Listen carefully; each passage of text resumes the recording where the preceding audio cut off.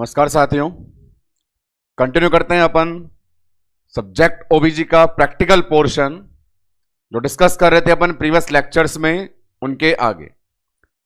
अभी तक practical portions में आपने देखा फीमेल पेल्विस और फीटल स्कल को। आज जो आपके सामने टॉपिक प्रेजेंट है, जिसको लेकर के आज का डिस्कशन कंटिन्यू रहेगा, सामने बोर्ड पे अवेलेबल है।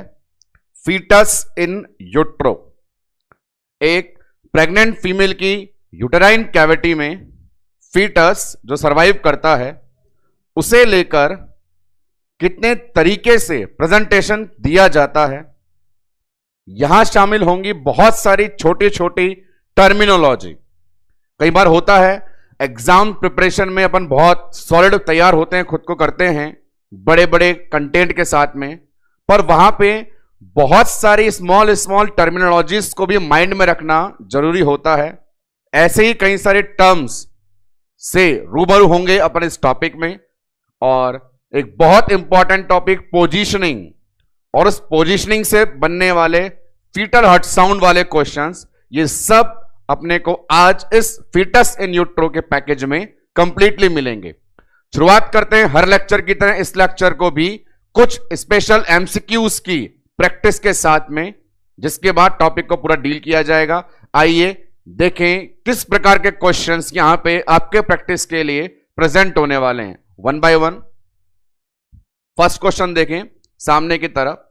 क्वेश्चन बोलना चाहता है, यदि प्रेजेंटेशन वर्टेक्स है, बच्चे का सर डिलीवरी में सबसे पहले आ रहा है, तो वहां पे उस वर्टेक्स का वो कौन सा पार्ट है जो फीमेल पेल्विस के साथ अपना रिलेशन बनाएगा लेबर के लिए। वर्टेक्स में मिलने वाला वो पार्ट जो फीमेल पेल्विस के साथ अपने को रिलेट करता है, कौन सा वो पार्ट है, ये क्वेश्चन की डिमांड है। ऑप्शन सामने अवेलेबल हैं। हमेशा की तरह आपको क्वेश्चन नोट डाउन करना है, पॉज करना है और आगे बढ़ना है। नेक्स्ट देखें, ये क्वेश्चन सिंपल सी लैंग्वेज यहां पे प्रेजेंट की गई है। फीटल पार्ट्स, बच्चे के शरीर के जो पार्ट्स हैं उनका आपस में रिलेशन क्या कहलाता है। एक फीटस अपने ही बॉडी पार्ट्स के साथ जो रिलेशन रखता है, यह लाइन किस टर्म को प्रेजेंट करने के लिए एक्सप्लेन की जाती है। चार ऑप्शन सामने अवेलेबल हैं। नेक्स्ट क्वेश्चन देखें, अपने पास ये लॉन्ग एक्सिस, बच्चे का और मदर का लॉन्ग एक्सिस जो होता है, लंबाई से संबंधित है, उनका रिलेशन क्या कहलाता है। Long axis of foetus and long axis of mother का आपस में रिलेशन। नेक्स्ट वन क्वेश्चन देखें, सवाल की डिमांड है, चार ऑप्शन में से कौन सा एक है जो प्रेजेंटेशन नहीं है, कौन सा एक प्रेजेंटेशन का एग्जाम्पल नहीं है, यह सवाल पूछना चाहता है। और सेम इसी तरह एक और क्वेश्चन लेकर के चलें जो बोल रहा है अपने को कौन सा एक प्रेजेंटेशन का एग्जाम्पल है। ये बड़े बारीक बारीक सवाल हैं जो रनिंग लैंग्वेज में अपन गलती करने के चांसेस बना लेते हैं, उनको दूर करने के लिए ये दो सवाल दिए गए। इससे प्रीवियस वाला बोल रहा था कौन सा प्रेजेंटेशन का एग्जाम्पल नहीं है, यहां डिमांड हो रही है कौन सा प्रेजेंटेशन का एग्जाम्पल है। सामने आपके चार ऑप्शन अवेलेबल। नेक्स्ट वन, आइए इस पे बड़ा अच्छा क्वेश्चन है, डायरेक्ट पूछ रहा है third position of vertex. Lecture discussion में आप समझेंगे what is the meaning of first position, second position, third position, fourth position. तो सवाल वहीं से लिया गया है, थर्ड पोजीशन ऑफ वर्टेक्स क्या कहलाती है। इजीली नोट डाउन कर लीजिए, डिस्कस करेंगे लेक्चर में इसे। नेक्स्ट वन क्वेश्चन यहां देखें, foetal head and limb, trunk, trunk का मतलब बच्चे का धड़, और उसके बाद सिर और हाथ पैर, हेड एंड एक्सट्रीमिटीज। सवाल बोलना चाहता है कि बच्चे के धड़ का उसी बच्चे के हाथ पैर और सिर के साथ रिलेशन, बच्चे के धड़ का उसी बच्चे के हाथ पैर और सर के साथ जो रिलेशन है वो क्या कहलाता है। सामने ऑप्शन अवेलेबल। नेक्स्ट वन यहां देखें, वर्टेक्स पोजीशन का मीनिंग क्या होता है। सवाल देख लें आराम से। यदि आपको बोल रहे हैं वर्टेक्स कंडीशन है एक फीटस की, तो इसका मीनिंग क्या इंडिकेट होता है हमें, ये सवाल की डिमांड है। नेक्स्ट वन, ये देखें, बहुत अच्छा क्वेश्चन है अपने पास, एम्स रायपुर 2017 के अंदर पूछा गया क्वेश्चन है। मोस्ट आइडियल पोजीशन लेबर की होती है LOA, लेफ्ट ऑक्सिपिटो एंटीरियर। सवाल की डिमांड है उस आइडियल पोजीशन में हार्ट साउंड की लोकेशन कहां फाइंड आउट की जाती है। सामने 4 ऑप्शन अवेलेबल हैं, वीडियो को पॉज करके नोट डाउन कर लें ताकि इन सबको समझने में आपको पूरा समय मिल सके। नेक्स्ट वन, एक और क्वेश्चन लेते हैं। LSP पोजीशन, LSP क्या है सबसे पहले यह समझ में आना चाहिए, मैं एक्सप्लेन कर देता हूं। लेफ्ट सैक्रम पोस्टीरियर, उस पोजीशन के अंदर हार्ट साउंड की लोकेशन क्या रहने वाली है, यह सवाल की डिमांड है। ऑप्शन सामने बोर्ड पे अवेलेबल, LSP पोजीशन में हार्ट साउंड लोकेशन।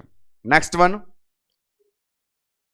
यहां देखें सेकंड सिफेलिक पोजीशन, अभी कुछ देर पहले क्वेश्चन आया था थर्ड वर्टेक्स पोजीशन, वैसा ही रिलेशन है सेकंड सिफेलिक पोजीशन में हार्ट साउंड की लोकेशन।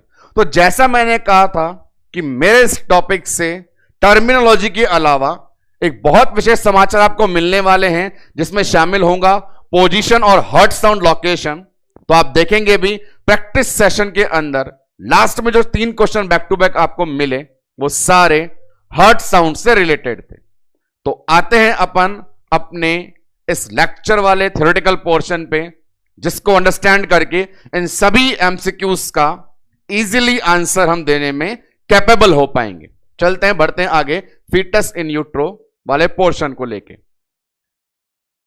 फीटस इन यूट्रो जो पोर्शन है, एक यूटेराइन कैविटी में फीटस की कंडीशन को एक्सप्लेन करने के लिए टोटल 6 इंडिकेटर टर्मिनोलॉजीज यूज ली जाती है। टोटल 6, उनके नाम lie, presentation, presenting part, denominator, attitude, position, ऐसे 6 हैं।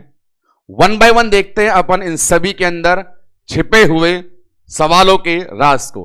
फर्स्ट लेके आता हूं लाई कंडीशन, तो बोर्ड पे मेंशन करते हैं अपन अपनी फर्स्ट कंडीशन, और फर्स्ट अपने पास है लाई। अब लाई अपने आप में क्या मीनिंग बताना चाहती है उसे अपन देखते हैं। लाई क्या है? लाई को थ्योरेटिकल लैंग्वेज जो बुक में अवेलेबल है उसके जरिए एक्सप्लेन किया जाएगा, डायग्रामेटिक प्रेजेंटेशन भी दिया जाएगा जिससे पूरा क्लैरिफिकेशन हमें मिल सके। लाई की मदद से ही हमें यह पता चलेगा कि एक फीटस यूटेराइन कैविटी में कितने तरीके से रह सकता है या रहता है। तो आइए देखते हैं लाई को। लाई क्या बताना चाहता है? लाई बोलता है मैं रिलेशन हूं मदर और फीटस के बीच में। लाइन लिखते हैं, लाई इज ए रिलेशन। ठीक है, आप रिलेशन हो किस किस के बीच में? इसने नाम दे दिया रिलेशन बिटवीन 2, एक mother and second one foetus. Mother और फीटस के बीच में रिलेशन। अब मदर फीटस के बीच में कैसा रिलेशन, तो लाइन नोट करने की है। लाइन नोट करनी है मैक्सिमम लेंथ, सर्वाधिक लंबाई। सर्वाधिक लंबाई, लंबाई बताने वाली 2 लाइनें, सर्वाधिक लंबाई बताने वाली 2 लाइनों के बीच का संबंध लाई होगा। एक लंबाई मदर की तरफ से ली जाएगी और एक लंबाई फीटस की तरफ से। मदर की तरफ से जिस स्ट्रक्चर की लंबाई इस रिलेशन में लेनी है वो लंबाई होगी यूट्रस की। जी हां, यूट्रस की लंबाई को मदर की तरफ से, बच्चे की तरफ से वो लॉन्ग एक्सिस लंबाई जिसकी ली जाती है वो होता है बच्चे का वर्टिब्रल कॉलम। तो मदर और फीटस में जिनकी लंबाई का रिलेशन आपको बताना है वो 2 जने हैं। मदर की तरफ से यूट्रस की लंबाई, बच्चे की तरफ से वर्टिब्रल कॉलम। इन दोनों की लंबाई के लिए जो लाइनें खींची जाएंगी वो लाइनें आपस में किस प्रकार रहती है उन्हें एक्सप्लेन करेगा हमारा फर्स्ट कंटेंट लाई। तो लिख लेते हैं मदर की तरफ से किसका कंट्रीब्यूशन है और बच्चे की तरफ से किसका।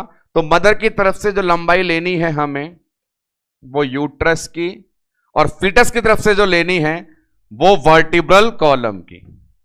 वर्टिब्रल कॉलम, रीढ़ की हड्डी।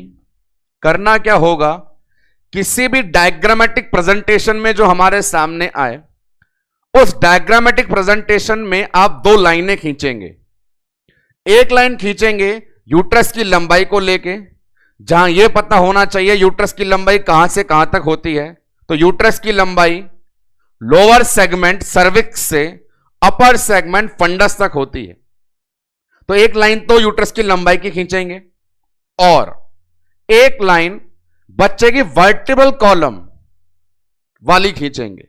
यदि ये दोनों लाइनें एक साथ पैरेलल हैं, समानांतर हैं, तो लाई लॉन्गिट्यूडिनल, और यदि आपस में ये क्रॉस करती हैं तो ट्रांसवर्स, एंगल बनाती हैं तो ऑब्लिक। तीन प्रकार के रिजल्ट देखने को मिलते हैं।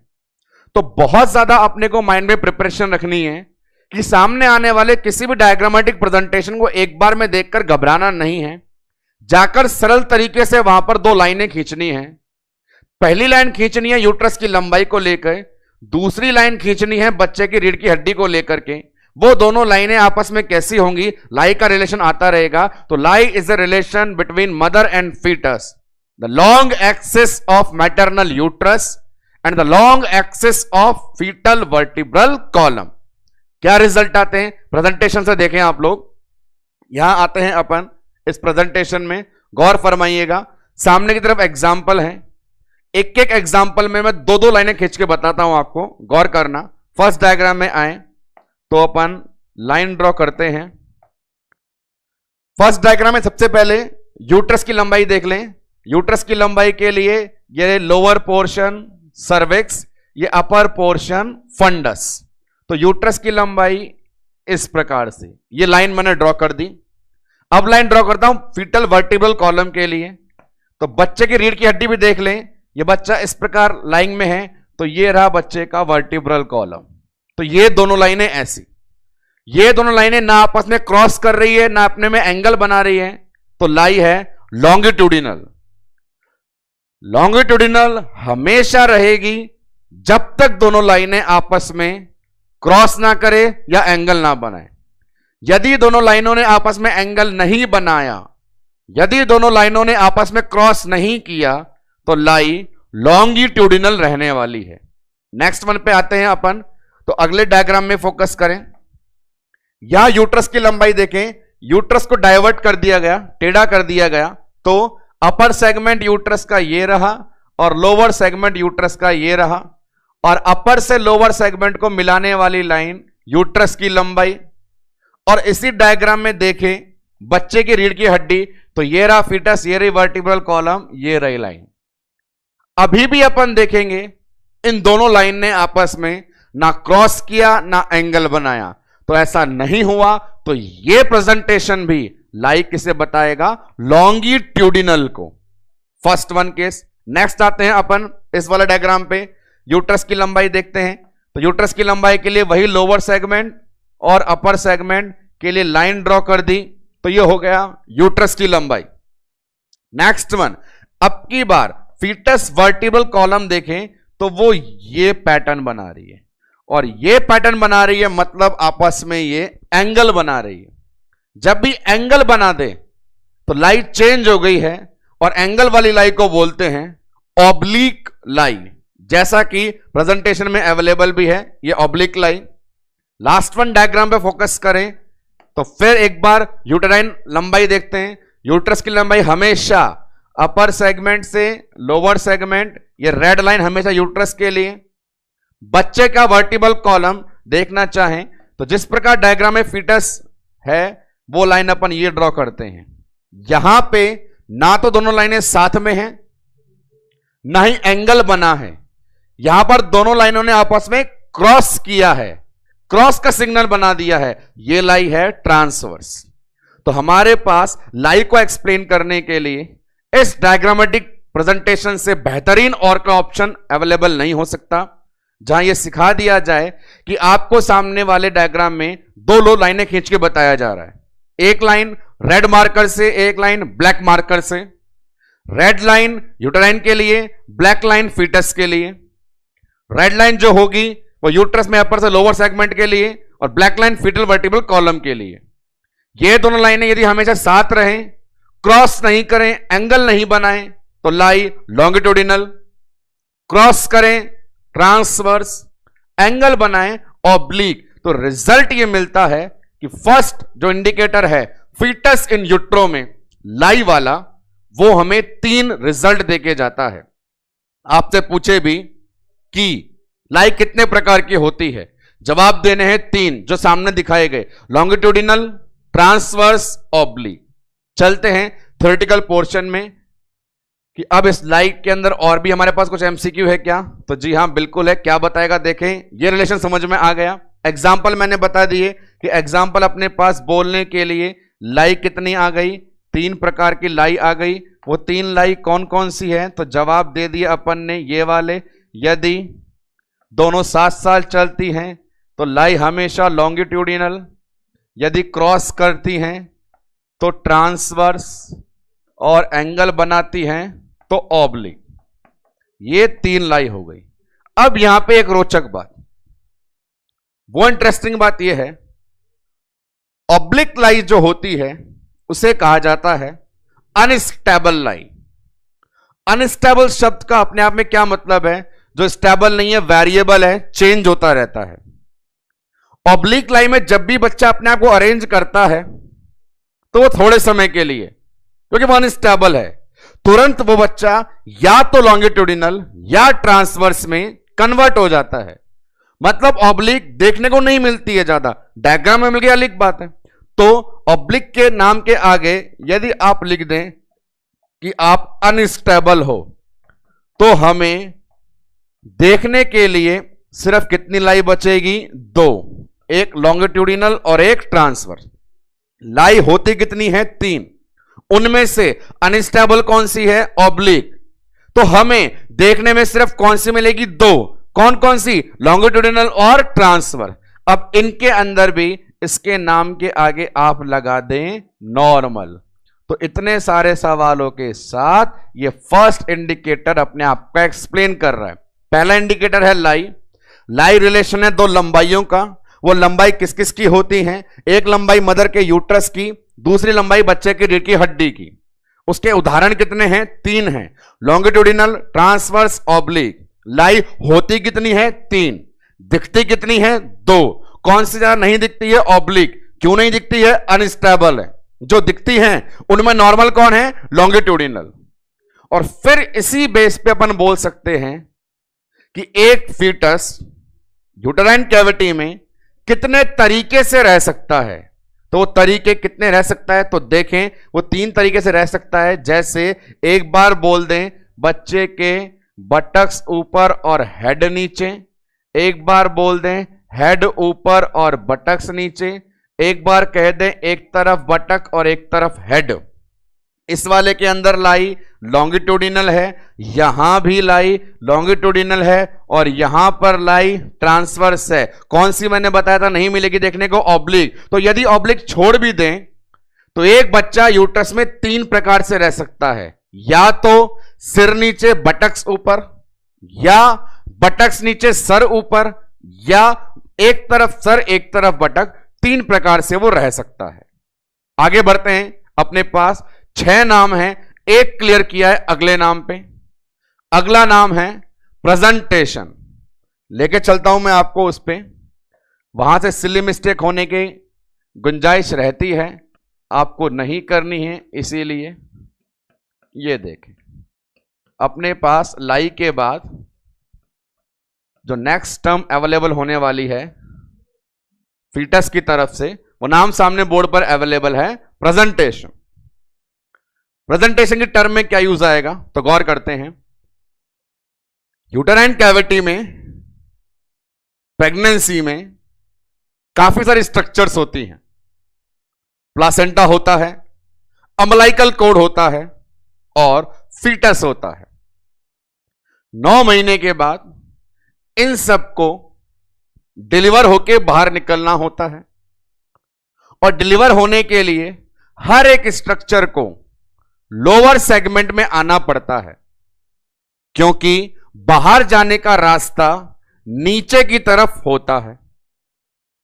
तो सवाल यह है, और अपने आप में एक्सप्लेन खुद को यह ऐसा करेगा कि फीटस का पार्ट या कोई भी प्रेगनेंसी की स्ट्रक्चर, मैं सिर्फ फीटस की बात ना करूं, कोई भी प्रेगनेंसी की स्ट्रक्चर जो सबसे पहले लोअर सेगमेंट में आ जाए वो कहलाती है प्रेजेंटेशन।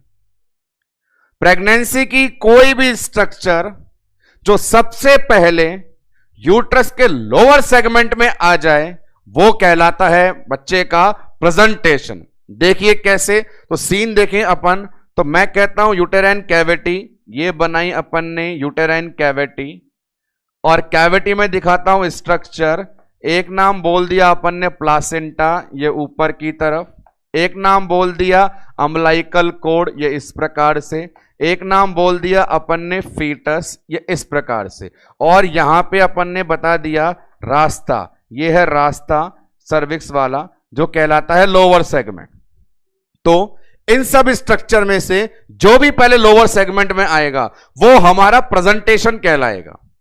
कौन कौन आ सकता है, तो देखें, फीटस खुद आ सकता है एक, फीटस के अलावा अम्बिलिकल कॉर्ड आ सकती है 2, प्लासेंटा आ सकता है 3। ये नाम बता रहा हूं मैं, यहां पर यदि ऐसी रिएक्शन होना शुरू हो जाए कि ये प्लेसेंटा पहले नीचे आ जाए, बीमारी पढ़ाऊंगा प्लासेंटा प्रीविया। यदि प्लासेंटा ऊपर होता है लेकिन डिलीवर होने के लिए पहले आ जाए, ये बोले बच्चे से पहले मैं जाऊंगा, नॉर्मल लेबर में होना यह चाहिए पहले बच्चा नीचे आता है उसके बाद प्लेसेंटा डिलीवर होता है, लेकिन प्लेसेंटा पहले नीचे आ जाए तो प्लेसेंटा प्रेजेंटेशन। ऐसे ही अम्बिलिकल कॉर्ड ये नीचे आ जाए तो नाम कॉर्ड प्रेजेंटेशन। उसके अलावा यदि बच्चा ही नीचे आए तो फीटल प्रेजेंटेशन। 3 नाम सामने आए हमारे कि प्लासेंटा नीचे निकल के आ गया तो नाम दे दिया प्रेजेंटेशन का प्लासेंटा प्रेजेंटेशन। प्लासेंटा के अलावा नीचे कॉर्ड आ गया तो जवाब दे दिया कॉर्ड प्रेजेंटेशन। और बात करी बच्चे में, तो बच्चे में कौन सा पार्ट नीचे आएगा, इसके लिए मदद लेंगे लाई की। वो कैसे कि एक यूटेराइन कैविटी में फीटस कितने तरीके से रह सकता है। तो हमने देखा अभी कुछ देर पहले कि बच्चा रह सकता था अपने पास 3 तरीके से, ये रहा। यदि इस तरीके से रहता है तो नीचे कौन है, बच्चे का हेड है। इस तरीके से रहेगा तो नीचे कौन है, बच्चे के बटक्स हैं। इस तरीके से रहेगा तो नीचे कोई नहीं है पर यह ट्रांसवर्स कंडीशन है। तो ये 3 प्रेजेंटेशन बन जाएंगे। यदि बच्चे में ये नीचे रहता है सर तो सिफेलिक प्रेजेंटेशन, नीचे रहते हैं बटक्स तो ब्रीच प्रेजेंटेशन, लोअर सेगमेंट होता है खाली, ट्रांसवर्स होती है लाई तो शोल्डर प्रेजेंटेशन। तो बच्चे की तरफ से कितने नाम निकल के आ रहे हैं, 3 नाम निकल के आ रहे हैं। तो आए अपन इसी कंडीशन में तो और 3 नाम जोड़ें। बच्चे की तरफ से सिर नीचे आ गया तो प्रेजेंटेशन अपने पास आ गया सिफेलिक। यदि बटक्स नीचे आ गए तो प्रेजेंटेशन आ गया मेरे पास ब्रीच। यदि कुछ भी नीचे नहीं आया तो प्रेजेंटेशन मेरे पास आ गया शोल्डर। ये सारे के सारे प्रेजेंटेशन के एग्जाम्पल हैं। और प्रेजेंटेशन की लैंग्वेज में एक ही चीज इंपॉर्टेंट होती है कि किसी को भी डिलीवर होने के लिए कहां पर आना है, लोअर सेगमेंट में आना है। जो लोअर सेगमेंट में आएगा प्रेजेंटेशन कहलाएगा। तो दोस्तों प्रेजेंटेशन के एक्सप्लेनेशन में आपको सिर्फ यहां पे एक शब्द फोकस करना था, जो लोअर सेगमेंट में आएगा प्रेजेंटेशन बन जाएगा। क्या क्या आ सकते हैं, 5 नाम बोर्ड पे अवेलेबल हैं। गलती से प्लासेंटा आ जाए प्लासेंटा प्रेजेंटेशन, गलती से कोड आ जाए कोड प्रेजेंटेशन, नॉर्मली बच्चा आ जाए 3 तरीके से, सर नीचे आया सिफेलिक प्रेजेंटेशन, बटक्स नीचे आया ब्रिज प्रेजेंटेशन, कुछ भी नीचे नहीं आया शोल्डर प्रेजेंटेशन। ये सारे एग्जाम्पल प्रेजेंटेशन के। यहां पे बात करेंगे, होते 5 हैं, इनमें नॉर्मल कौन है। तो इनमें नॉर्मल 5 में से जो आना चाहिए वो बच्चे का सर आना चाहिए, तो नॉर्मल कौन हो गया? सिफेलिक। ये उसी प्रकार की बात, लाई होती कितनी है? 3, नॉर्मल 1, कौन सी? लॉन्गिट्यूडिनल। प्रेजेंटेशन होते कितने हैं? 5, नॉर्मल 1, कौन सा? Cephalic, lower segment cephalic. ये सेकंड टर्म थी प्रेजेंटेशन। थर्ड पे आते हैं। प्रेजेंटेशन से रिलेटेड ही एक शब्द निकल के आएगा अपने पास और टर्म है प्रेजेंटिंग पार्ट। प्रेजेंटेशन के अंदर से ही निकल करके आने वाला थर्ड वन प्रेजेंटिंग पार्ट। अब ये खुद ही अपने पास बोल रहा है मैं पार्ट हूं, मैं एक टुकड़ा हूं, मैं एक पीस हूं। तो ये लैंग्वेज क्या है? 2 प्रकार से बताता हूं। फर्स्ट वन, प्रेजेंटेशन में से ही एक छोटा हिस्सा, प्रेजेंटेशन में से ही एक छोटा हिस्सा जो सेंटर में अवेलेबल हो, प्रेजेंटेशन में से ही छोटा हिस्सा जो सेंटर में अवेलेबल हो।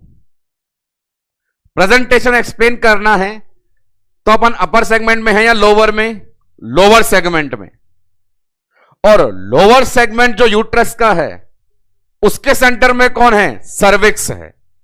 तो कहने की बात है कि जो सेंटर पे होगा मतलब वो सर्विक्स के ऊपर होगा, क्योंकि ये अनुभव वाली बात है। हर किसी को जल्दी है नीचे आने की, क्यों? वहीं से बाहर जाएंगे। लेकिन ये बोलेगा जो मजा नीचे आने में नहीं है वो मजा बीच में आने में है। नीचे तो बहुत सारे आए थे, पर जो बीचों बीच होगा वही सर्विक्स के ऊपर होगा और वही सबसे पहले निकलेगा। एग्जाम्पल देते हैं सिफेलिक प्रेजेंटेशन को लेकर के। तो एक डायग्राम ड्रॉ किया मैंने और उस डायग्राम के अंदर ये यूट्रस को बनाया और लोअर सेगमेंट में केवल और केवल बच्चे का सर दिखाया। ये पूरे बच्चे का हेड लोअर सेगमेंट में है और सेंटर में मैं बोलता हूं ये सर्विक्स है। तो हम जानते हैं एक बच्चे के हेड के अंदर भी पार्ट्स होते हैं। पार्ट्स आपने पढ़े थे, कौन कौन से होते हैं वो गौर फरमा लीजिएगा। ये वाला एरिया ब्रो, ये वाला एरिया फेस, ये वाला एरिया वर्टेक्स और ये वाला एरिया ऑक्सीपिट। अभी सिर में 3-4 पार्ट दिखाई दे रहे हैं। ये जो आगे की तरफ था नाम क्या था अपने पास? फेस।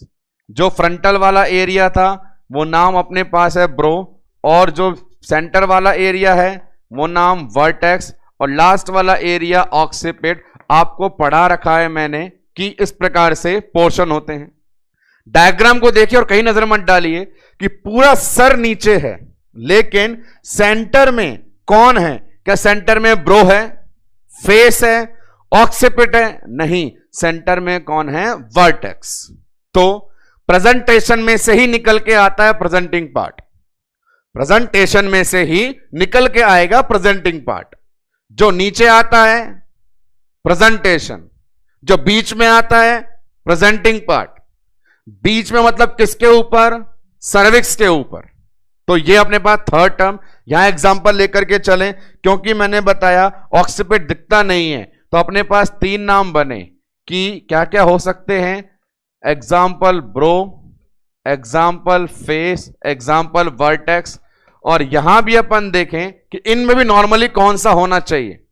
तो फीटल स्कल में एक्सप्लेन किया गया था कि नॉर्मल इन तीनों में कौन था? वर्टेक्स था। तो नॉर्मल प्रेजेंटिंग पार्ट कौन होता है? वर्टेक्स होता है। फीटस इन यूट्रो की तरफ से आज के लिए आपके लिए अपने पास थर्ड टर्मिनोलॉजी। नंबर 1 लाई। लाई कितने प्रकार की? 3। अनस्टेबल कौन सी? ऑब्लिक। नॉर्मल कौन सी? लॉन्गिट्यूडिनल। प्रेजेंटेशन किसे बोलेंगे? जो नीचे आएगा। कितने आ गए थे? 5 आ गए थे। नॉर्मल 1, कौन सा? सिफेलिक। प्रेजेंटिंग पार्ट किसे बोलेंगे? जो बीच में आएगा सर्विक्स के ऊपर। जो बीच में आएगा सर्विक्स के ऊपर। कितने आ सकते हैं? 3। नॉर्मल कौन सा? 1। Answer vertex. तो यहां एक लाइन बताता हूं। कई बार किताबों में नोट्स में क्वेश्चंस के अंदर भी सिफेलिक वर्टेक्स ऐसे रनिंग लैंग्वेज में बोलते हैं।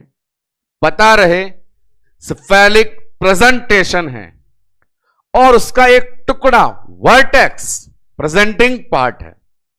इन दोनों के कॉम्बिनेशन को एक्सप्लेन करने वाला एक डायग्राम है, उसे देख लेते हैं। प्रेजेंटेशन प्रेजेंटिंग पार्ट वाला क्या क्या है देखें। यहां पे इस वाले डायग्राम में, तो इस डायग्राम के अंदर क्या क्या बताया जा रहा है। ऊपर लेके गए हैं अपन सिफेलिक को। सिफेलिक में कितने पार्ट थे? फेस, ब्रो और वर्टेक्स। डायग्राम में कंसंट्रेट करें। फर्स्ट वन कंडीशन है सिर पूरा झुका हुआ है, वहां पे ये कंडीशन वर्टेक्स। सेकंड कंडीशन में थोड़ा बच्चे ने खुद को उठा लिया, आगे वाला हिस्सा दिखने लग गया, नाम ब्रो। थर्ड डायग्राम में बच्चे का चेहरा दिखने लग गया, नाम face. Vertex, bro, face cephalic में मिलने वाले तीन। सिर नहीं आए, बटक्स नीचे आ जाएं तो नाम ब्रीच। ना सिर आया ना बटक्स आया, बच्चा रहा आड़ा टेढ़ा, तो नाम वहां पे अपने पास चल जाएगा शोल्डर। प्रेजेंटेशन कौन सा? शोल्डर। तो कहने का मतलब ये वही था जहां लाइव में मैंने आपको सिखा दिया था कि बच्चा अंदर तीन प्रकार से रहेगा, या तो सर नीचे, या बटक्स नीचे, या कुछ भी नहीं नीचे। सर नीचे है तो तीन पार्ट आ रहे हैं, वर्टेक्स, ब्रो, फेस।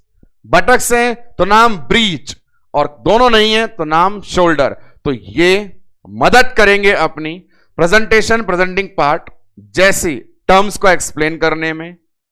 क्लियर रहें और कोई भी आने वाले डायग्राम को इजीली अटेम्प्ट करने के लिए तैयार है। नेक्स्ट वन चलते हैं। जैसा मैंने कहा कि टोटल टर्म 6 हैं, 3 क्लियर कर चुके हैं, तो अगली टर्म बहुत सिंपल है, वो इस डायग्राम में ही देख लेते हैं अपन। यहां देखें, अगला नाम लेता हूं मैं डिनोमिनेटर। पहला नाम लाई, दूसरा प्रेजेंटेशन, तीसरा प्रेजेंटिंग पार्ट, चौथा डिनोमिनेटर। नंबरिंग कर देता हूं कि आपका नंबर है 4 डिनोमिनेटर। डिनोमिनेटर क्या है? अब यह डिनोमिनेटर प्रेजेंटिंग पार्ट के अंदर से है। प्रेजेंटेशन में से ही निकलता है प्रेजेंटिंग पार्ट, प्रेजेंटिंग पार्ट में से ही निकलता है डिनोमिनेटर। प्रीवियस डायग्राम में आपने देखा था 5 तरीके से बच्चा वाला डायग्राम दिखाया था। यदि आप भूल गए हो तो एक बार फिर मैं बता सकता हूं कि प्रीवियस डायग्राम के अंदर आप 5 तरीके से बच्चे को देख रहे हैं। एक बार कंसंट्रेट कर लें बोर्ड पे। 5 तरीके कौन कौन से हैं? एक तरीका जिसमें वर्टेक्स दिख रहा है, दूसरा जिसमें ब्रो दिखता है, तीसरा जिसमें फेस, चौथा जिसमें बटक्स, पांचवा जिसमें शोल्डर। 5 चीजें, vertex, bro, face, buttocks, shoulder, 5 जने हैं। इन पांचों के अंदर जो बोनी प्रोमिनेंट एरिया है, हड्डी का उभरा हुआ भाग, इन्हीं पांचों के अंदर में से जो बोनी प्रोमिनेंट एरिया है, हड्डी का उभरा हुआ हिस्सा है, उसे हम बोलेंगे डिनोमिनेटर। लेके आते हैं सामने की तरफ वो लिस्ट। आप देखें 5 नाम वो हैं या नहीं। बिल्कुल साहब, वो 5 नाम है। 1 बाय 1 उन्हें मार्क कर रहा हूं विथ कंसंट्रेशन। देखिएगा क्या हो गया। ये रहा नाम vertex, bro, face, breach, shoulder. इनके अंदर जो हड्डी का उभरा भाग है वो डिनोमिनेटर कहलाता है। वर्टेक्स वाले केस में कौन दिख रहा है अपने को? ऑक्सिपिट। ब्रो में कौन दिख गया? फ्रंटल। फेस में कौन है? मेंटम। ब्रीच में कौन है? सैक्रम। शोल्डर में कौन है? एक्रोमियन। ये पांचों अपने पास कहलाते हैं डिनोमिनेटर। और ये 5 के 5 आप लर्न कर लीजिए। ऊपर की तरफ ऑक्सिपिट, सामने की तरफ अपने पास फ्रंटल, यहां पे देखेंगे तो मेंटम, कंधे में देखेंगे तो एक्रोमियन, और बटक्स में, पेल्विस में देखेंगे उभरी हुई हड्डी S1 प्रमोन्ट्री सैक्रम। ये 5 हैं। पांचों लर्न करने हैं, क्योंकि आज के लेक्चर के एंड में सबसे इंटरेस्टिंग इंफॉर्मेशन ट्रांसफर होगी, वो इन 5 की हेल्प से ही आपको दी जाएगी। तो कुल डिनोमिनेटर कितने हैं? 5। कौन सा किसके लिए, यह भी याद रहे हमको बिल्कुल। ऑक्सिपिट किसके लिए? वर्टेक्स के लिए। फ्रंटल किसके लिए? ब्रो के लिए। मेंटम किसके लिए? फेस के लिए। एक्रोमियन किसके लिए? शोल्डर के लिए। सैक्रम किसके लिए? बटक्स के लिए। फिर एक बार, इनकी संख्या है 5, और हर बार जब संख्या ज्यादा होती है नॉर्मल होता है 1। लाई 3 थी, नॉर्मल 1। प्रेजेंटेशन 5 से नॉर्मल 1। प्रेजेंटिंग पार्ट 3 थे, नॉर्मल 1। आज डिनोमिनेटर 5 है, नॉर्मल 1। कौन सा? ऑक्सीपिट। नॉर्मल आपसे पूछें कि डिनोमिनेटर कौन होता है? ऑक्सीपिट। इन पांचों डिनोमिनेटर को टिप्स पे रखना है, एक नॉर्मल होता है, यह भी याद रखना है। तो इस प्रकार 4 टर्म हमारी क्लियर होती है। नेक्स्ट वन टर्म पे आए, पांचवा नाम क्या है? तो पांचवा नाम है अपने पास में एटीट्यूड। पांचवा नाम है एटीट्यूड। और यदि आप भूले नहीं हैं और मैं सही हूं, तो मैंने आपको बताया था attitude previous lecture foetal skull में एक्सप्लेन करके। एटीट्यूड का मतलब था एक फीटस के बॉडी पार्ट्स का रिलेशन फीटस की बॉडी के साथ कैसा है। एग्जाम्पल दिए थे फ्लेक्शन और एक्सटेंशन करके। तो क्योंकि एटीट्यूड एक्सप्लेन किया जा चुका है, तो उसी की मदद से बता रहे हैं अपन और चीजें। जितना ज्यादा फ्लैक्स रहेगा उतना स्पेस कम घेरेगा। जितना स्पेस कम घेरेगा कंफर्टेबली मूवमेंट के लिए जगह रहेगी। जितना ज्यादा एक्सटेंड रहेगा, एरिया ज्यादा कवर करेगा, तो घूमने के लिए जगह नहीं मिलेगी। इसीलिए कहा था बच्चे को हमेशा रहना कैसा चाहिए? फ्लैक्स रहना चाहिए। तो एटीट्यूड दो ही रिजल्ट होते हैं, फ्लैक्स एक्सटेंड। दिखा भी रहा हूं सामने। यदि बच्चा पूरी तरह फ्लैक्स रहता है, देखो बेचारा छोटा सा प्यारा कैसे बैठा है, नन्ना मुन्ना, ऐसा भीगी बिल्ली बनके, एकदम फ्लैक्स। इतना फ्लैक्स है तो ये एरिया एम्प्टी है, घूमने के लिए जगह है। अगले डायग्राम में देखिए, सिर थोड़ा उठा दिया और ये माथा दिखा दिया। इस वाले में पूरा ही फैल गया।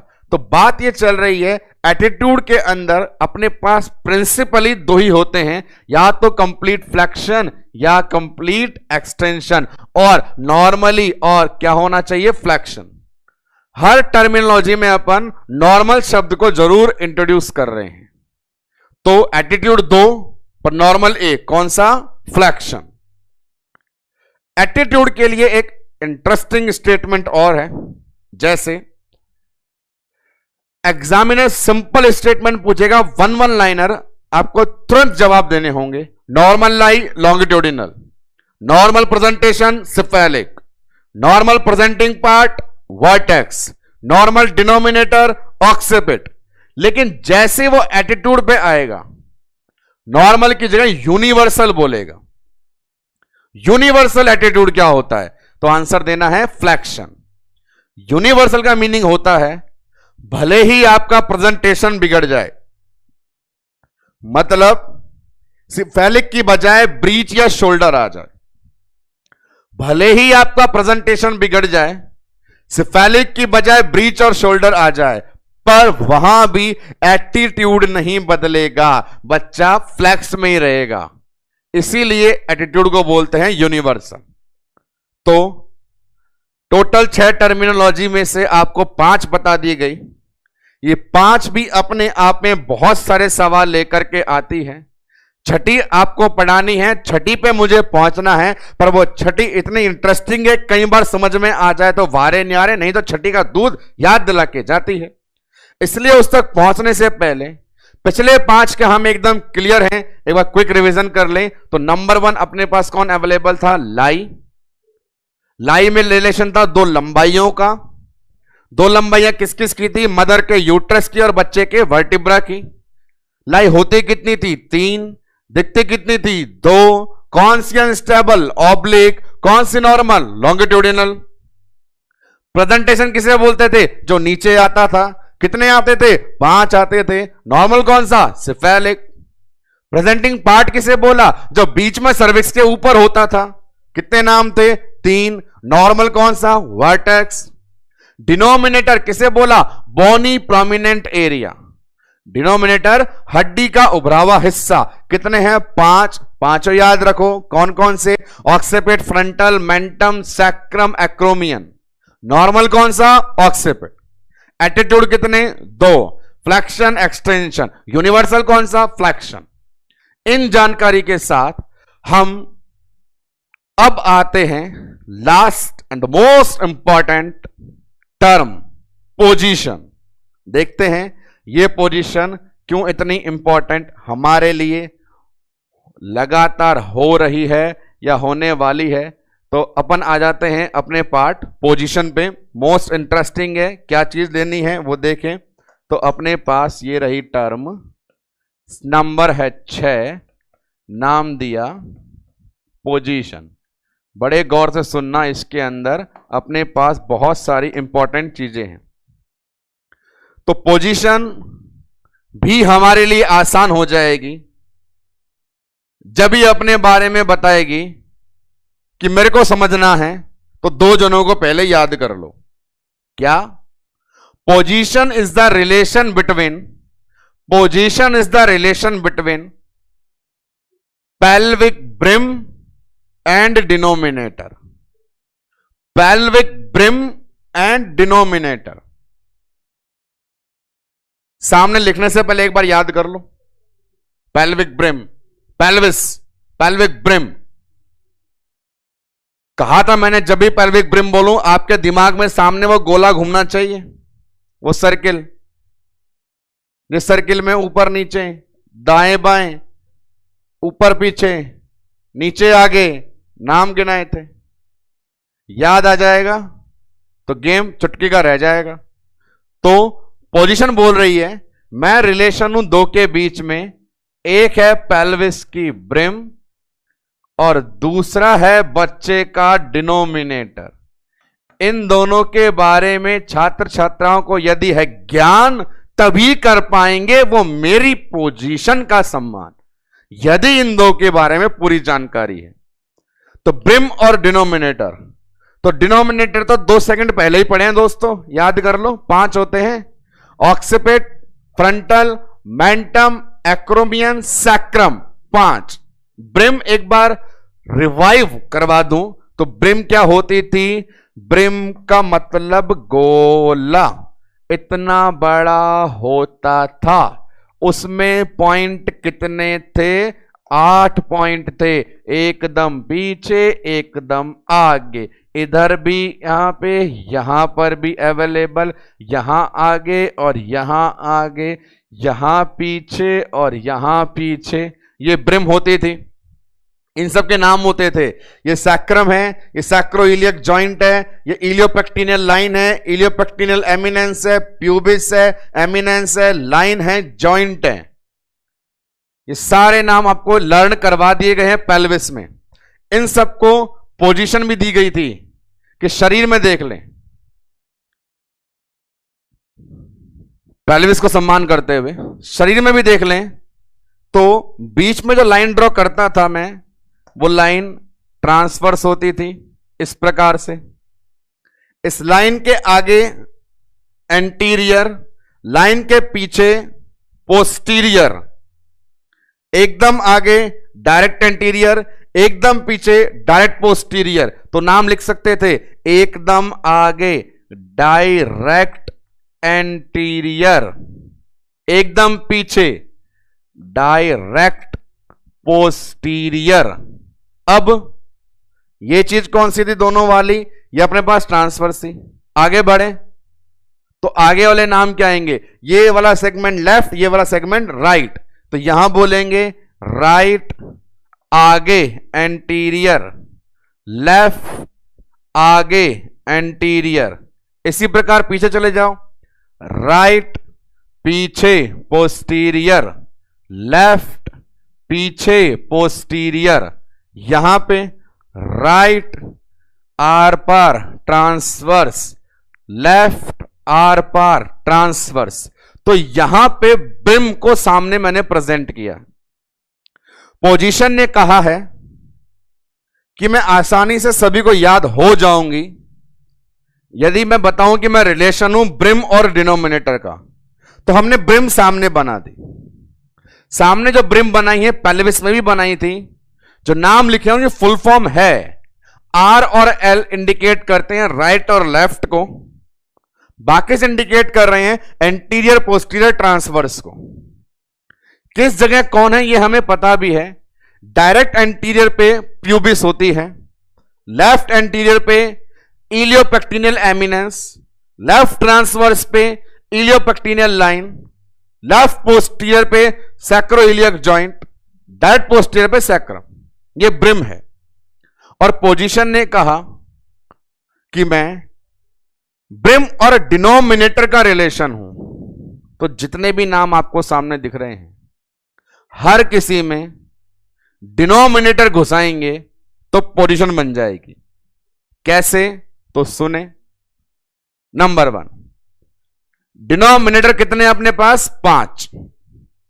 पहला बोलें ऑक्सिपिट, किसमें मिलता है? वर्टेक्स में। तो आपसे पूछता हूं वर्टेक्स की पोजीशन, वर्टेक्स की पोजीशन तो क्या करना है? वर्टेक्स में ऑक्सिपिट होता है तो हर किसी के बीच में आप घुसाते चलें किसको? ओ को। L occiput anterior, L occiput transfer, L occiput posterior, D occiput posterior, right occiput posterior, right occiput transfer, right occiput anterior, direct occiput anterior. दोनों कालों के बीच में जो रेड आ रहा है वो डिनोमिनेटर है। लेकिन आपने देखा कि सर एक नहीं 5 होते हैं, तो चलो आगे। ऑक्सिपिट के बाद दूसरा देखो कौन सा होता था? दूसरा ब्रोमे। कौन सा? फ्रंटल। तो अब की बार बीच में ओ की जगह एफ आ जाएगा, वो ले लेते हैं। आपसे पूछे ब्रो की तो ओ की जगह एफ कर देना, हर जगह एफ लिख देना। एफ लिखते ही ये सारी पोजीशन किसकी हो गई? ये सारी पोजीशन हो गई ब्रो की। चलो ब्रो को खुश कर दिया, ब्रो खुश होना चाहिए। ब्रो के बाद में थर्ड पार्ट पे आ जाइए, नाम दे दिया फेस। फेस की पोजीशन बताओ साहब। अब फेस में डिनोमिनेटर कौन है? मेंटम। तो अब की बार बीच में एम मेंटम आ जाएगा, तो हमारे पास ये लो एम मेंटम, ये बीच में एम मेंटम, ये एम मेंटम। तो कहने का मतलब ये है पोजीशन बताना बहुत आसान है। वो कैसे आसान है कि बीच में डिनोमिनेटर लगाते जाइए ब्रिम के लैंडमार्क में और पोजीशन मिलती जाएगी। जो अपने पास सामने नाम लिखे थे पेल्विक ब्रिम के 8, उनके बीच में लगाया डिनोमिनेटर तो बन गई पोजीशन। तो ऐसे बहुत सारी पोजीशन बनाना बहुत ही आसान है। यहां से सीधी याद करने वाली जो 3 मेन बात हैं उन्हें सुने। 3 डायरेक्ट बात जो अपने पास सीधी पूछी जाती है एग्जाम में, वो अपने पास ये है मैक्सिमम पोजीशन। पहली बात तो ये करी गई कि पोजीशन हम समझ पाएंगे क्या? तो हां समझ जाएंगे यदि हम ब्रिम और डिनोमिनेटर जानते हैं। अगली लाइन आई अपने पास मैक्सिमम पोजीशन वाली। तो मैक्सिमम पोजीशन एग्जामिनर ने पूछी 3 के लिए कि यदि सर नीचे है तो, यदि बटक्स नीचे है तो, और यदि बच्चा ट्रांसवर्स में है तो। इसके 3 पार्ट होते हैं, वर्टेक्स, ब्रो, फेस वो अलग है। तो इन सब में सीधा लर्न करना। मेरे कहने पे 3 स्टेटमेंट याद कर लीजिए। जी हां, मेरे कहने पे 3 स्टेटमेंट याद कर लीजिए।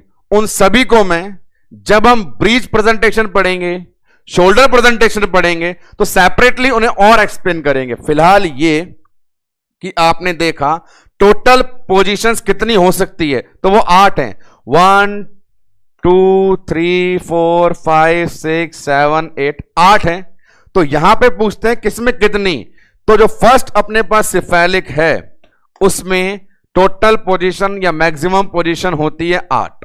ब्रीच वाली जो कंडीशन है उसमें यहां पे संख्या 6 होती है, क्योंकि ब्रीच वाले केस में ये दोनों पोजीशन देखने को नहीं मिलती है। ब्रीच में डायरेक्ट वाली पोजीशन नहीं होती है, 2 कम हो गई, तो अपने पास सामने कितनी बचती हैं? 6। सीधा आया हुआ सवाल है ESIC 17 में पूछा गया था, डायरेक्ट क्वेश्चन हिट किया गया था, ब्रीच प्रेजेंटेशन में मैक्सिमम पोजीशन कितनी होती है। इसी प्रकार शोल्डर में उन पोजीशंस के नंबर हैं ओनली 2, 8, 6, 2। बच्चा यूटेराइन कैविटी में 3 तरीके से, यदि उसका सर नीचे तो पोजीशन 8, यदि बटक्स नीचे तो पोजीशन 6, यदि बच्चा ट्रांसवर्स में तो पोजीशन 2। ये सीधी लर्न करने वाली बातें हैं, ऐसी की ऐसी एग्जाम में आती। अब इन्हीं पोजीशन में आपको और इंटरेस्टिंग चीज बताऊं, इसी पोजीशन में और इंटरेस्टिंग पोजीशन। तो ये कंटेंट था मैक्सिमम पोजीशन का। अगला जो कंटेंट है वो भी शानदार है, उस कंटेंट का नाम है आइडियल पोजीशन। तो जैसा मैं पहले वादा कर चुका हूं, पोजीशन ही आपका सर्वत्र निहाल करके जाएगी। तो अब की बार आइडियल पोजीशन, इससे पहले थी मैक्सिमम पोजीशन, उससे पहले थी व्हाट इज पोजीशन। हमने देखा व्हाट इज पोजीशन, फिर देखा maximum position. Now we have to reach upon the term written on the board, ideal position. तो आइडियल पोजीशन होती हैं 4, उनके नाम first, second, third, fourth. First position, second position, third position, fourth position. और वहां से एमसीक्यू एकदम टकाटक निकल के आते हैं। जैसा हमने प्रैक्टिस सेशन में देखा भी था, वहां पे सवाल की लैंग्वेज में साफ लिखा हुआ था फर्स्ट, सेकंड, थर्ड, फोर्थ। तो ये 4 कौन कौन सी है? तो 8 में से 4 को आइडियल डिक्लेयर किया गया। वो 4 कौन कौन सी है? तो एक बार फिर से अपन पहुंच जाए उसी रास्ते पे। तो अपने पास ये जुगाड़ था पूरा, इसमें 8 थे पर 4 वीआईपी हैं। उन 4 वीआईपी को मार्क करता हूं।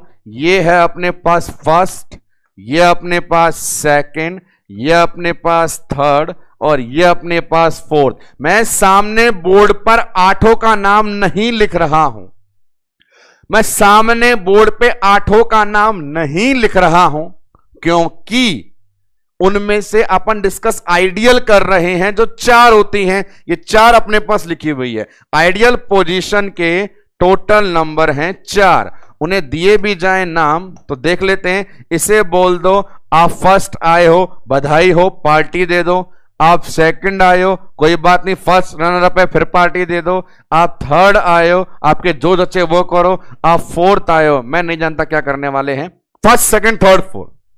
अब मुझे एक्सप्लेन करके बता दीजिए यहां पर क्या नाम था, ये कौन सा था, याद करें उस चक्रे में।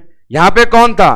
तो ये कंडीशन थी लेफ्ट एंटीरियर, ये कंडीशन राइट एंटीरियर, ये कंडीशन राइट पोस्टीरियर और ये कंडीशन लेफ्ट पोस्टीरियर। 4 नाम एज इट इज मैं मेंशन कर देता हूं। फर्स्ट वाली कंडीशन, फर्स्ट पोजीशन होती है अपने पास LA, सेकंड होगी अपने पास RA, थर्ड होगी अपने पास RP और फोर्थ होगी अपने पास LP। ये है अपने पास आइडियल पोजीशंस। इन्हीं आइडियल पोजीशन से धमाका करेंगे हर्ट साउंड में। अब देखें सवाल कैसे आता है। मैं पूछता हूं वर्टेक्स में थर्ड पोजीशन कौन सी है? वर्टेक्स में थर्ड पोजीशन, तो अपन जानते हैं थर्ड पे नाम किसका लिखा हुआ है? थर्ड पे नाम लिखा हुआ है RP का। पर RP अभी पूरी पोजीशन नहीं है, बीच में किसे घुसाना पड़ेगा? डिनोमिनेटर को। कौन सा डिनोमिनेटर लगाऊं? सवाल क्या पूछा है? वर्टेक्स। तो वर्टेक्स में कौन आता था? ऑक्सिपिट। तो बीच में कौन आएगा? O। तो नाम ROP, राइट ऑक्सिपिटो पोस्टीरियर। आंसर हो गया। अगली प्रैक्टिस करें, पेन पेपर ले लीजिए, स्टार्ट हो जाए क्विज खेलने के लिए। सवाल है ब्रीच प्रेजेंटेशन में फर्स्ट पोजीशन कौन सी होगी? ब्रीच प्रेजेंटेशन में फर्स्ट पोजीशन कौन सी होगी? तो हम जानते हैं फर्स्ट का जवाब सामने क्या है? LA। बीच में क्या घुसाना है? डिनोमिनेटर। कौन सा लगाऊंगा? ब्रीच मतलब बटक्स मतलब सेक्रम। कौन सा आएगा? सेक्रम। तो position LSA, left sacrum anterior. बहुत बढ़िया, आगे सुने, और भी है अपने पास में। अगला सवाल लेके आता हूं, फेस। फेस प्रेजेंटेशन में सेकंड पोजीशन कौन सी होगी? Answer first, second, third, fourth के आएंगे, क्योंकि आइडियल 4 ही होती हैं। फेस में सेकंड कौन सी होगी? सेकंड का नंबर RA, बीच में क्या लगाऊं? डिनोमिनेटर। चेहरे में कौन सा? मेंटम, नाम RMA, full form right mentum anterior. इस प्रकार से MCQ आते हैं। तो ऐसे करके बहुत सारी पोजीशंस हैं, और फिर अपने पास एक जवाब आता है, एक सवाल आता है, व्हाट इज नॉर्मल पोजीशन। तो ये पोजीशन आपकी लेके रहेगी, या छोड़ेगी नहीं।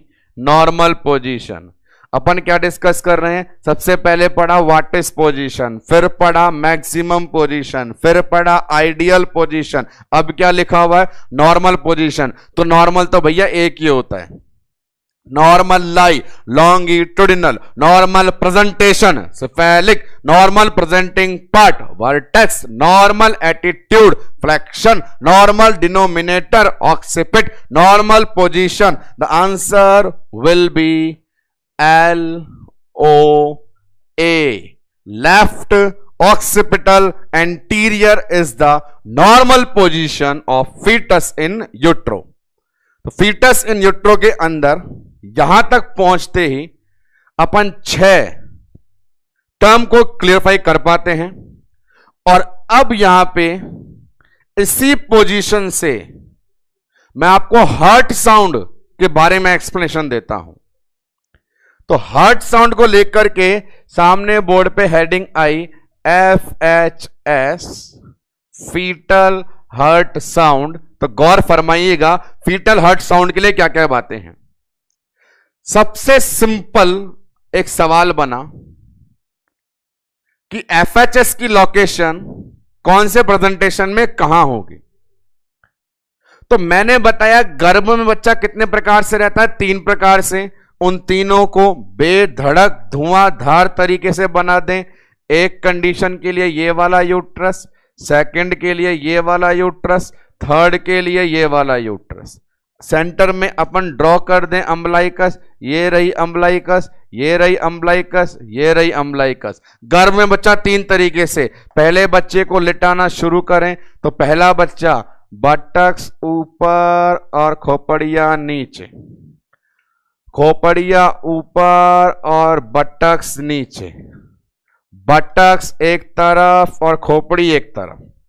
हार्ट साउंड की लोकेशन सबसे सिंपल MCQ जो आता है वो ये कि हार्ट साउंड की लोकेशन कहां होती है। पहले वाली कंडीशन में आप बोलेंगे सर नीचे है, तो ये बंधु कौन सा प्रेजेंटेशन है? सिफेलिक। बटक्स नीचे है, कौन सा है? ब्रीच। कुछ भी नीचे नहीं है, कौन सा है? शोल्डर। अब देखें बच्चे का हार्ट कहां धड़केगा? उसके छाती में। छाती कहां है? सर के पास। तो यहां अपन बोलेंगे जहां सिर उसके पास धड़कन, जहां सिर उसके पास धड़कन, जहां सिर उसके पास धड़कन। तो आप गौर कर सकते हैं तीनों डायग्राम में। फर्स्ट डायग्राम में जो हार्ट साउंड आपको सुनाई दे रहे हैं वो अम्बलाइकस के नीचे हैं, ये रहा। सेकंड डायग्राम में जो हार्ट साउंड सुनाई दे रहे हैं वो अम्बलाइकस से ऊपर, वो रहे। थर्ड डायग्राम के अंदर जो हार्ट साउंड सुनाई दे रहे हैं वो अम्बलाइकस के पास सुनाई दे रहे हैं। तो सबसे सिंपल क्वेश्चन के आंसर सामने अवेलेबल हैं। आपसे पूछे सिफेलिक प्रेजेंटेशन में हार्ट साउंड कहां होंगे? सिफेलिक प्रेजेंटेशन में हार्ट साउंड कहां होंगे? आंसर देना है फर्स्ट को देखते हुए, बिलो अम्बलाइकस। ब्रीच प्रेजेंटेशन में कहां होंगे? दिखा दिया सामने, कहां पे? Above umbilicus. शोल्डर में कहां पे होंगे? Eight umbilicus. हार्ट साउंड का सबसे सरल बनने वाला सवाल, according to presentation location of heart sound, according to presentation location of heart sound. Cephalic में बिलो अम्बलाइकस, ब्रीच में अबव अम्बलाइकस, शोल्डर में एट अम्बलाइकस। एक बात नंबर 2, बहुत ज्यादा मजा आएगा जब FHS according to ideal position पूछा जाएगा। सामने जो पढ़ा रहा हूं वो क्या है? FHS according to presentation. Presentation के आधार पे हर्ट साउंड। अगले ही पल देखेंगे FHS according to ideal position. तो उस केस में क्या करें? बड़े गौर से देखना दोस्तों, मजा आपको ही आने वाला है। तो वहां पे आइडियल पोजीशन में सेलेक्ट किया मैंने दो जनों को। एक बार लिखा मैंने सिफेलिक और एक बार लिख दिया मैंने ब्रीच।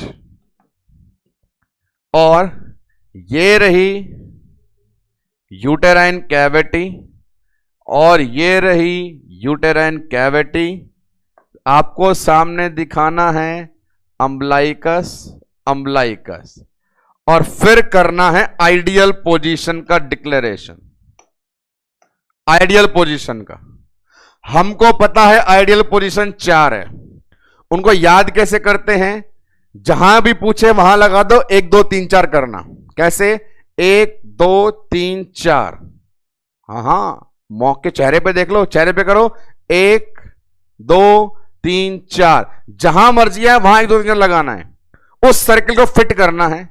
तो मैं जान रहा हूं सिफेलिक में मुझे वो 4 कहां बतानी है? अम्बलाइकस के ऊपर या नीचे? तो अभी आपने देखा सिफेलिक में अम्बलाइकस के नीचे, ब्रीच में अम्बलाइकस के ऊपर। 1 2 3 4 करना है। तो मैं यहां पर आकर के हल्का सा डायग्राम बना जाऊं, सिफेलिक में नीचे की तरफ और ब्रीच में ऊपर की तरफ।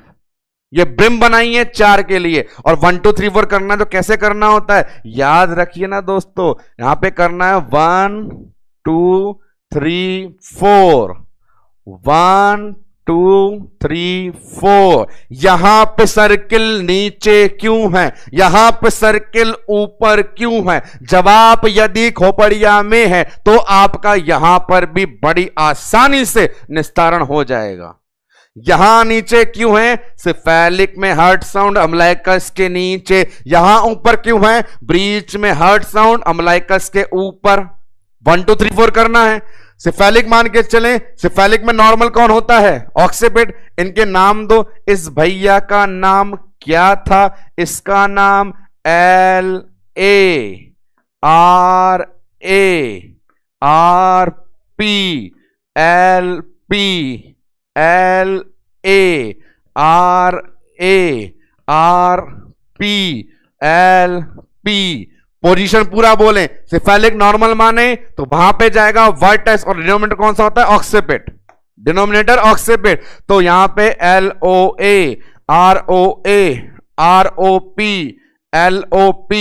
यहां पे ब्रीच है, ब्रीच में sacrum LSA RSA RSP LSP। ये क्या किया हमने? हमारी 4 आइडियल पोजीशन को FHS लोकेशन पे स्टैंड कर दिया। अब देखें यहां पे आंसर कैसे देने होते हैं। तो देखो, राइट लेफ्ट का पता होना, अबव बिलो का पता होना, और थर्ड आता है मीडियल लैटरल का पता होना। हर्ट साउंड की लोकेशन क्या है? सबसे पहले अबव या बिलो अम्बलाइकस का पता होना, राइट में है या लेफ्ट में यह पता होना, पास है या दूर इसका पता होना। जैसे देखते हैं यहां पे एक सीन है, 4 में से जो अम्बलाइकस के ज्यादा पास है, 4 में से अम्बलाइकस के जो ज्यादा पास है उसे बोलेंगे मीडियल। 4 में से जो 2 अम्बलाइकस से दूर हैं उन्हें बोलेंगे लैटरल। एक एक का ऑपरेशन करते हैं। चलिए इसका करते हैं। सेलेक्ट किया मैंने किसको? ये वाली कंडीशन LOA। हर्ट साउंड कहां होंगे? तो लाइन नंबर 1 अम्बलाइकस से ऊपर या अम्बलाइकस से नीचे? दिखाई दे रहा है अम्बलाइकस से नीचे। आगे बढ़े, राइट साइड में या लेफ्ट साइड में? लेफ्ट साइड में। अम्बलाइकस के पास या अम्बलाइकस से दूर? तो दूर। दूर को लैटरल, पास को मीडियल। 4 बात बोलते चलें। अम्बलाइकस से ऊपर नीचे, दाएं बाएं, मीडियल लैटरल। आगे बढ़े, इसको लें। ROA में हर्ट साउंड की लोकेशन कहां होगी? तो ROA देखिए, अम्बलाइकस से नीचे, राइट साइड में दूर की तरफ। आगे बढ़ो, ROP अम्लाइकस से नीचे राइट साइड में, मीडियली, पास में है तो मीडियली। तो ऐसा करके किसी भी पोजीशन का आप जवाब देख सकते हैं। जैसे मैं यहां पूछूं, यहां देखना बड़े गौर से, फुल एक MCQ बना रहा हूं।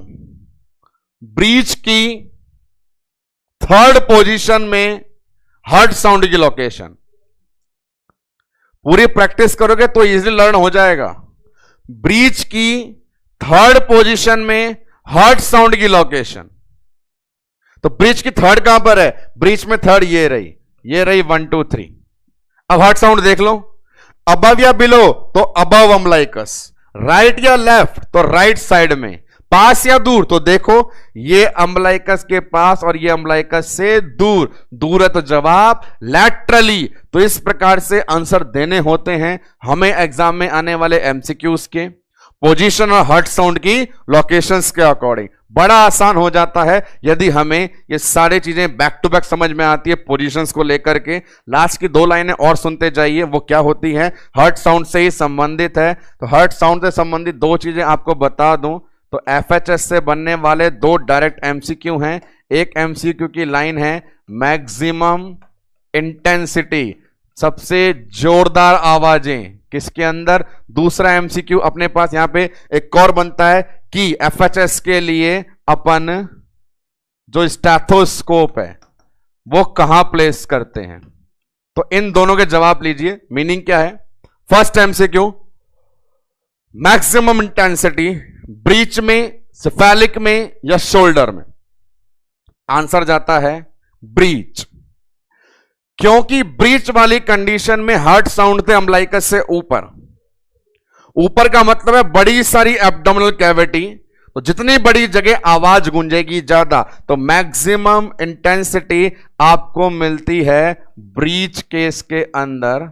और ये बच्चे की धड़कन सुनने के लिए स्टेथोस्कोप लगाना है पीठ पे, कारण अपन अपने हार्ट साउंड जचवाने जाएं तो डॉक्टर साहब यहां लगा देते हैं। लेकिन ध्यान रहे बच्चे का एटीट्यूड ऐसे होता है कि छाती के आगे हाथों का जाल होता है, बच्चे के अंदर छाती के आगे हाथों का जाल होता है।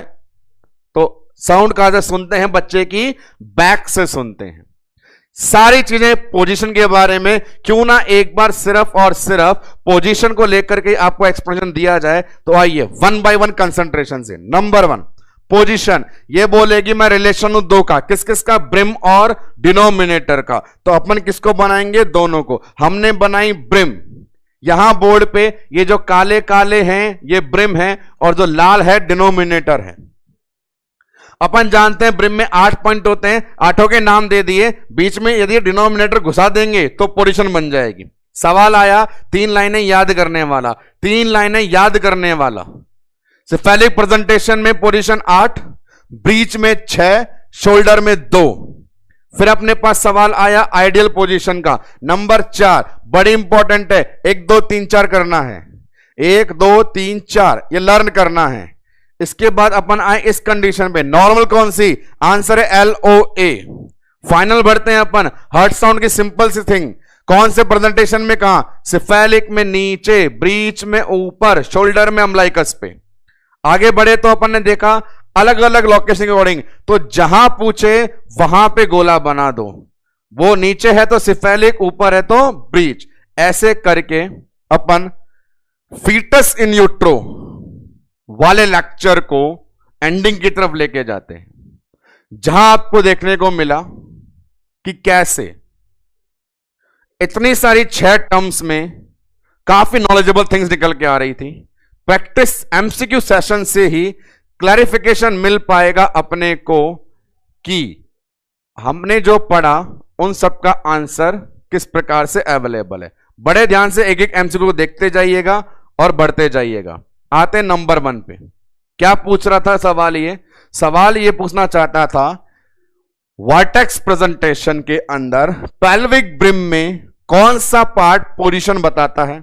अपन ने लर्न कर लिया कि वर्टेक्स में कौन होता है?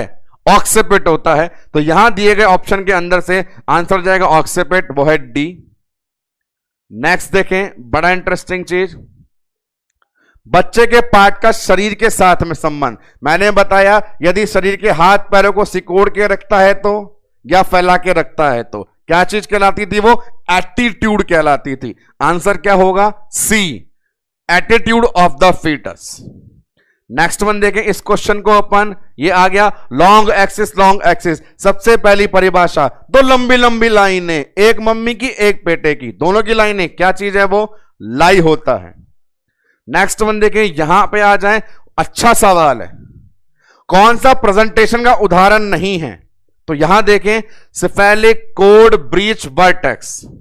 वर्टेक्स प्रेजेंटिंग पार्ट है, सिफेलिक कोड ब्रीच प्रेजेंटेशन है। इसे कहां पढ़ा? प्रेजेंटिंग पार्ट में। The answer will be option number D. अगला देखें कौन सा प्रेजेंटेशन है, तो शोल्डर प्रेजेंटेशन है, बटक्स पार्ट है, फेस पार्ट है, वर्टेक्स पार्ट है। यह आंसर क्या जाएगा? Number A, shoulder. यह प्रैक्टिस आती है एग्जाम्पल से। यदि आपको मेरे द्वारा बताया गया सारे लाई के 3 प्रेजेंटेशन के 5, प्रेजेंटिंग पार्ट के 3, डिनोमिनेटर के 5, एटीट्यूड के 2 और पोजीशन के हजारों एग्जाम्पल याद हैं, तो ये चीजें चुटकी भर का काम है और बहुत अच्छा लगता है जब कठिन से कठिन सवाल सिर्फ एक मसले में हल हो जाता है। आगे बढ़ते हैं अपन। थर्ड पोजीशन ले लिए मजे आज के पूरे लेक्चर के इसने। थर्ड पोजीशन ऑफ वर्टेक्स, तो 1 2 3 4 करें। 3 का नाम क्या था? ऊपर की तरफ राइट एंटीरियर, और वर्टेक्स है तो नाम राइट ऑक्सीपिटल एंटीरियर। ऑप्शन कहां पर है? ये रहा अपने पास number C, right occipital, sorry third है तो ऊपर जाएंगे, राइट ऑक्सीपिटल पोस्टीरियर, ए। आगे देखें, वही आ गया शरीर का साथ संबंध, एटीट्यूड कहलाता है। बड़ा सिंपल क्वेश्चन था, इस पे आ जाएं। वर्टेक्स का मतलब क्या है? नीचे कौन आया? हेड आया है।